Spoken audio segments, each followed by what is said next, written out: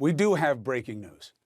In 24 hours, just the past 24 hours, this president has vetoed pay for the military, stalled relief for millions of you, and issued the most toxic tally of pardons we have ever seen. 26 new Trump pardons tonight, gifts to many convicted criminals that you know well, who did horrible things. Many admitted it. And then he left to go golf in Florida. After vetoing pay for the military, after leaving relief in limbo, millions of Americans don't have food for Christmas, let alone money for heat or gifts. And he knows it. And he doesn't sign the relief bill, and he doesn't veto it. So he knows nothing will happen. There is a gift in this moment, and I hope you decide to accept it once and for all. It is the gift of ultimate clarity about this outgoing president. Democrats, independents, real Republicans, you all now know, just based on the last 24 hours alone, this guy is the worst ever. He is the worst president we have ever seen, period. He has not only proven to be incompetent, but he is indeed truly inhumane. He has denied the hungry. He has denied our warriors. He has denied a pandemic, and he does not give a damn about anything but lying about it all and faking his own greatness. That is the truth. It is demonstrated by everything we have seen. It must be his legacy. And those who have ignored and empowered him, those who have solicited this brand of his own horrible actions towards others, are complicit.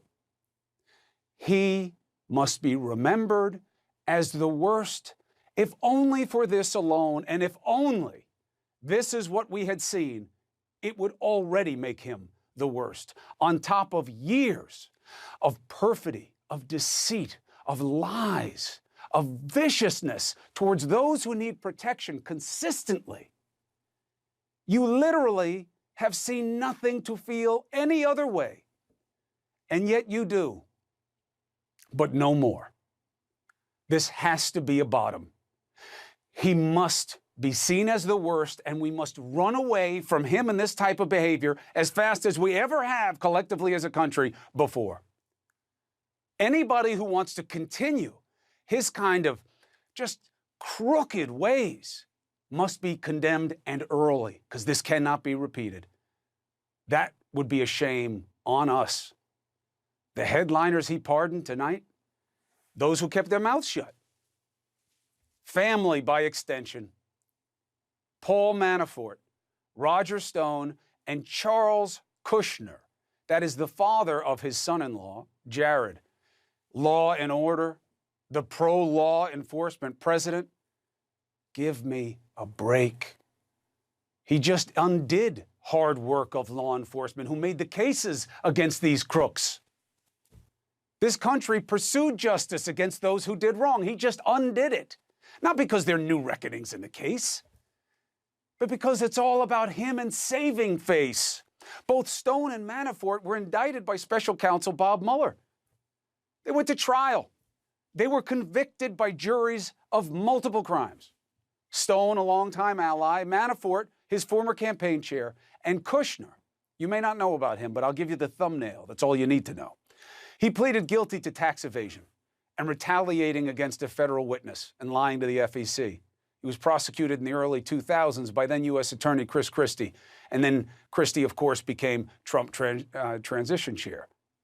What's so bad about that? It's the guy's, it's the father-in-law. It's his brother and son-in-law's father. I mean, isn't that the right thing? Kushner is no ordinary white-collar criminal. This man set up his own brother-in-law with a prostitute and then sent the video to his sister. That is the kind of thing that only Trump would see a pardon available. He commuted Stone's sentence for obstruction of Congress, threatening a witness earlier this year before he was set to surrender. We know why he did it. Roger Stone is many things, but one of them is loyal to those that he sees as on his side. Trump returned the favor. Manafort has been home serving confinement after COVID, but this is no mercy pardon. These are rewards. You notice what Manafort never did, right? Never talked about Trump. Not a word. Republican Senator Ben Sasse put out a statement tonight calling it all rotten to the core. Welcome to the party, brother. Welcome to the party.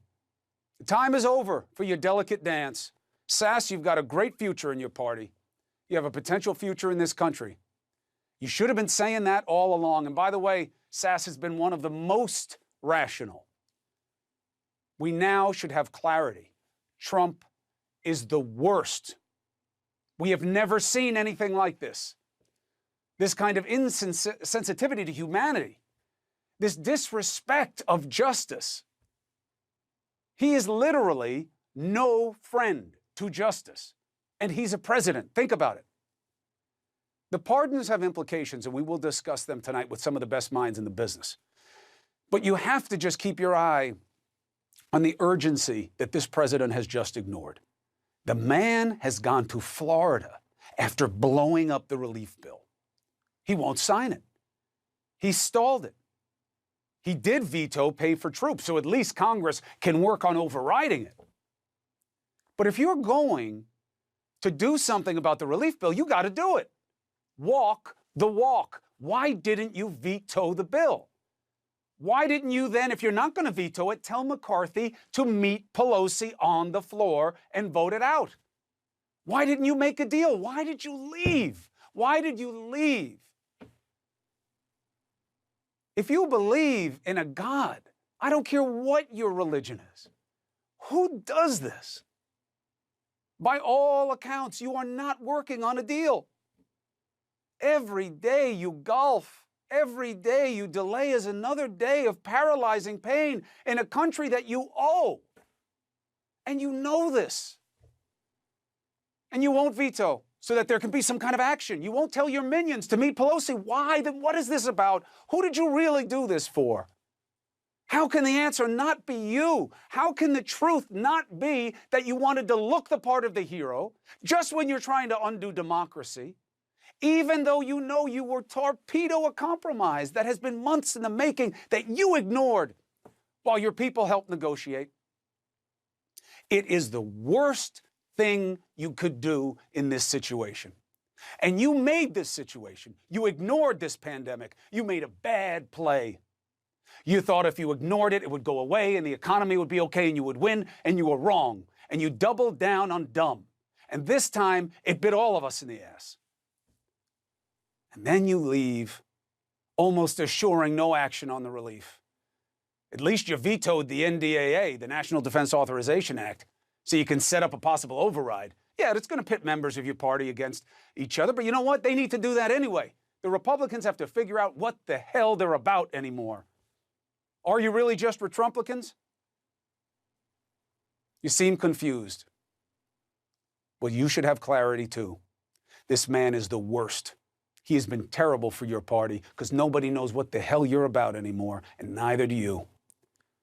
Why did Trump really veto this bill? A lot of people in his own party say, well, it's to show Mitch, that Mitch should have helped him more in overturning the election. Can you imagine what it means about where the hell we are in this country that Republicans can say that with sober mind? People are starving. And what he just did with the NDAA, the National Defense Authorization Act, is even weirder. Why? Well, he doesn't like this Section 230. This fringe. Look, of course we have to figure out what to do when it comes to what's right and wrong on the internet, and is it really like newspapers or not, and the right of a publisher, are they publishers? We have to work through it, but not this way. Not right before Christmas, not when you're going to leave town, not with people starving. He is the worst we have ever seen. And the only reason you would defend that is because you don't want to give in to the status quo. But what are you saying when you decide to reject the status quo by making it worse, by injecting the political equivalent of a virus into our political corpus? And that's what Trump is. He is not a cure. He has never been a cure. He was never going to be a cure. He was injected as a virus to make the system sick, and he has. And now we are on our knees in this country. And the only chance for us to get to a better place is to recognize what we have had all along: the ability to come together, to be about a common cause, and to demand better from the men and women that we invest with power to do our business. If you expect nothing, you get this. We must change. Let it be a gift to us before this Christmas. He is the worst. We must get better from here.